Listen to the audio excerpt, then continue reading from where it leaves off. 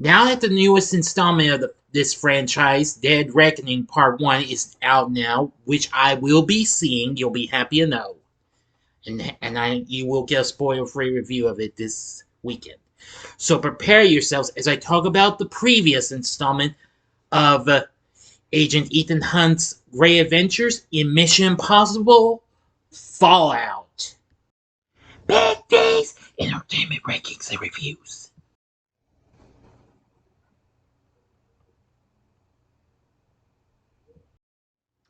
So greetings, my fellow YouTubers, and welcome to Big D's Entertainment Rankings and Reviews. My name is Dual, better known to as the Big D, and this time around I bring to you a review of the 2018 action spy flick, Mission Impossible Fallout.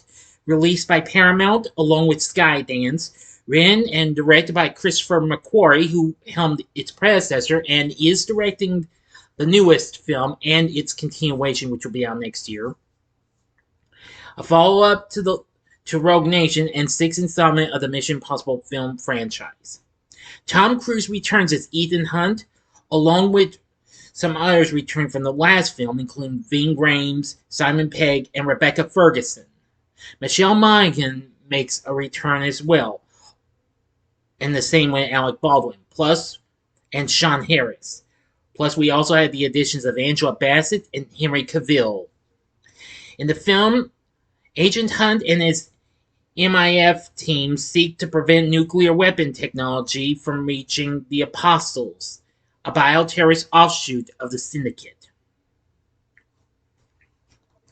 I gotta say, this was a big one. This did even better than the others, and why have you? Now, of course, Jeremy Renner, who appeared in the previous films, he confirmed his absence just before us due to scheduling conflicts with Avengers Endgame, which would come out the following year. This film was released on July 27, 2018, which, yes, I'm celebrating its 5th anniversary early this year, even though it premiered in Paris just a couple of weeks before. Now, before I get started, if you haven't seen my reviews of the other 5 films in the Mission Impossible series, click on that card, and it'll take you to the playlist so you can catch what you may have missed or see them again. I see Rogue Nation's been doing very well. I'm happy for that. That ought to do it. Okay, on with the story. 2 years after Solomon Lane's capture, the remnants of the Syndicate have reorganized as a terrorist group known as the Apostles. Having adopted a terror-for-hire policy, they are hired by extremists known as John Lark and are attempting to acquire 3 stolen plutonium cores for him to use in 3 nuclear bombs. IMF agent Ethan Hunt is assigned to recover the plutonium. During a mission in Berlin, the Apostles take fellow teammate Luther Stickle hostage. Ethan chooses to save Luther, allowing the Apostles to steal the cores. The IMF team later captures Norwegian nuclear weapons expert Niels Delbruck, whom the CIA believes is building nuclear weapons for Lark, using a fake broadcast of teammate Benji Dunn posing as CNN's Wolf Blitzer and announcing the bombings of Rome, Jerusalem, and Mecca. They trick Delbruck into unlocking a phone he used to communicate with Lark. Furious at the IMF's failure to secure the plutonium, CIA Director Erica Sloan instructs Special Activities Division agent August Walker to accompany Ethan on a mission to retrieve it. Ethan and Walker infiltrate a Paris nightclub where Lark is supposed to purchase the plutonium from the Apostles, with arms dealer Alam Mitsopoulos acting as a broker. They track a man they suspect to be Lark, but after an intense fight in the men's restroom, which that was pretty cool, he is killed by MI6 agent Ilsa Faust. Ethan assumes the identity of Lark and meets with Mitsopoulos, but the meeting is cut short when hitmen attack the meeting. In exchange for the plutonium, Mitsopoulos tasks Ethan with extracting Lane from an armored convoy moving through Paris and provides one of the cores as a down payment. Ethan and Walker preemptively attack the convoy to prevent Mitsopoulos' brother, Zola, and their men from killing local police. They lead both the police, Mitsopolis' men, and Faust on a chase while Dunn and Stickle secure Lane. Mitsopolis then instructs Ethan to deliver Lane to London. At a London safe house, IMF Secretary Hunley orders Ethan to stop the mission and turn himself in after receiving doctored evidence implicating Ethan as Lark. The team trick Walker into admitting he is the real Lark and informs Sloan, who sends a CIA SAD unit to take everyone into custody. However, the unit has been infiltrated by the Apostles and is under Walker's command. Walker kills Hunley and Ethan pursues him to Tate Modern, where Walker threatens his ex-wife Julia before escaping by helicopter. The team, along with Faust, track Lane and Walker to a medical camp over the Siachen Glacier. Faust deduces that Lane is planning to detonate the nuclear bombs at the medical camp, contaminating the water supply of India, Pakistan, and China, resulting in the destruction of a third of the world's population. The bombs are linked by a failsafe. Any attempt to defuse one bomb without also disarming the detonator will trigger the other. Ethan discovers Julia and her new husband Eric are working at the camp. Lane programs the bomb's detonator with a 15-minute countdown and gives it to Walker. Now I'm going to the ending. As always, you know the procedure. You have 5 seconds to sub this video. Go to the description box below and fast forward to the time below. As I count down the 5 seconds, if you've seen the movie already, please continue. Okay, you've been warned. Walker takes off in a helicopter while Dunn, Stickle, and Faust try to find and defuse the nuclear weapons. Julia helps Stickle disarm the first bomb, but they are unable to defuse it without the detonator. Faust finds the second bomb, but is ambushed and subdued by Lane. Dunn and Faust eventually overpower him. Ethan hijacks an escort helicopter and manages to ram Walker's out of the sky. The two men fight on the edge of a cliff, which ends when Ethan drops a hook attached to a helicopter on Walker and sends him falling to his death in the crashing helicopter. Ethan secures the detonator, allowing the team to deactivate the bombs. In the aftermath, Julia thanks Ethan for giving her the best life because of his commitment to the IMF. Sloan hands Lane over to MI6 through Mitsopolis, earning Faust her exoneration, and praises Ethan for his actions. End of story. So what did I think of Mission Impossible Fallout?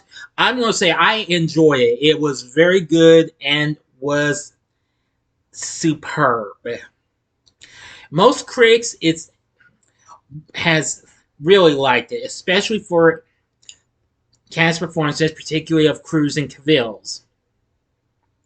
Plus, McQuarrie's direction and screenwriting, because he wrote the story, and of course its action sequences, just like what you could get from any of the other Mission Impossible films. It is also widely considered to be the best installment of the franchise, as well as one of the best action films of the 2010s. I totally agree in ways.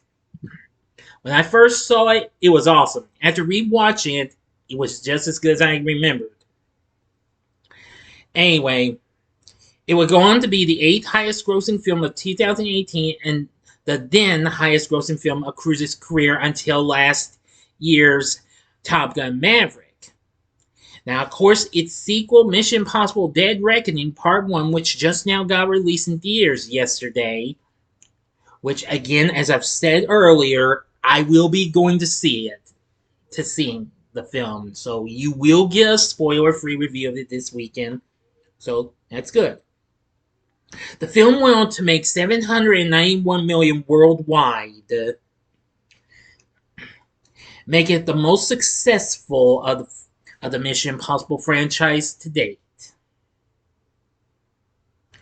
The film currently holds a 97% certified fresh, saying on Rotten Tomatoes, which was more recently surpassed by the new sequel, but now it's behind it by 1%. But that could change, though. Let's not try and get too far ahead of ourselves yet. Anyway, according to the Tomato Meter, they say it's fast, sleek, and fun. The film lives up to the impossible part of its name by setting yet another high mark for insane set pieces in a franchise full of them. Let's see. Variety called the film the series' most exciting installment yet, and that McQuarrie clearly believes in creating coherent set pieces. His combat scenes are tense, muscular, and clean, shot and edited in such a way that the spatial geography makes sense. Now, I actually checked. This wasn't the first time McQuarrie collabed with Cruise. Not just that, and even before the last film, he also recently worked with Cruise on some other films. As a matter of fact, which of course those included Valkyrie. Never saw it, but I've heard of it though. But he was only a writer and producer of the film, and this would be his third outing as a director for a film like Cruise. Of course, he directed Mission Impossible: Rogue Nation, the last film, and he was the director of Jack Reacher in 2012. That I also have yet to see. He also had recently worked on some other films that Cruise was in, including Edge of Tomorrow, the second Jack Reacher film, Never Go Back, and even The Mummy from 2017, which I know is a big disaster, and well, you get the point, but I haven't seen that one either. I think they did an exceptionally good job once again. Let's see. And IndieWire called it one of the best action films ever, and saying he's only Tom Cruise because nobody else is willing to be, or maybe he's only Tom Cruise so that nobody else has to be. Either way, the film is the film he's always promised us, and it is worth the wait. Entertainment Weekly said that, well, that on Cruise, that he's still Hollywood's hungriest movie star, with the series getting better, twistier, and more deliriously fun with each installment. Yeah, and there's too many other good reviews. I couldn't have said better myself. Mission Impossible Fallout is definitely one of the greats. Now they have Lauren Balfe on board to do the score for the film.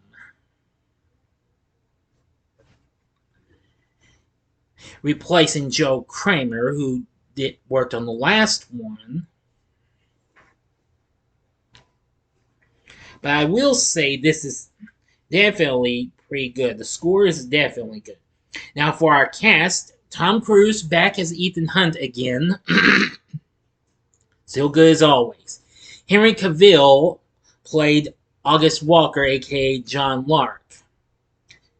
He was very good for the bad guy. Ving Rhames returns as Luther Stickle. He's very good. Like before. Simon Pegg is back as Benji Dunn. Again, he's good too. Rebecca Ferguson's back as Ilsa Faust. Good as well. And Sean Harris is back as Solomon Lane. Yes. Let's see here. Angela Bassett plays Erica Sloane, while Alec Baldwin once again returns as Alan Hunley. Michelle Monaghan returns as Julia Mead. She was good. Let's see. Vanessa Kirby plays Mitsopoulos, aka White Widow. And also, fun fact, she's also the daughter. Her character is the daughter of Max, whom Hunt arrested during the events of the first Mission Impossible. Wes Bentley, you may remember him from American Beauty and Ghost Rider, is in this as well as Julia's current husband. So anyway, I think the cast is really good too. And with a runtime of 147 minutes, this was formerly the longest film until it was surpassed by Dead Reckoning Part 1, which is 163 minutes. Wow. But anyway, Mission Impossible Fallout had just about a whole lot to offer, just like the other films. A great cast, a great story and direction, a great score, great action sequences, etc., etc., etc. So overall, would I recommend Mission Impossible Fallout? The answer is hell yeah, definitely. I'll also say if you can give it a one-time watch if you haven't seen it, because if you're a hardcore completionist or something like that, But I'm only saying as a for instance. Well, just in case. But anyway, this is still definitely hell yeah. This is a film you need to check out. But mind you, watch the other films because this does take place after the events of the last film. So that's good and all. So, what did you think of Mission Impossible Fallout? Let me know in the comments section below. If you liked the video, click the like button, subscribe, and be a part of the Big D Nation. Join me next time when I bring to you a review of another film that, well, that celebrated its celebrates its fifth anniversary, and it was one that turned 5 earlier this year, and that's Steven Spielberg's Ready Player One. So, I hope you enjoyed this, and if you did, check out my reviews for these other films. In the upper left-hand corner is my review of Top Gun Maverick. The upper right-hand corner is my review of probably the best Bond film with Daniel Craig, and that, of course, is Skyfall. Or, if you would like something else, you can go to the bottom left-hand corner and see my spoiler-free review for this recent Paramount film, and that, of course, is Transformers: Rise of the Beasts. And the bottom right-hand corner is the button you can click to subscribe if you like rankings and reviews on movies, TV, music, video games, etc. Then I'm your guy. Thanks for watching, and look for a spoiler-free review of Mission Impossible: Dead Reckoning coming up this weekend. So until next time, I'm the Big D saying, see ya.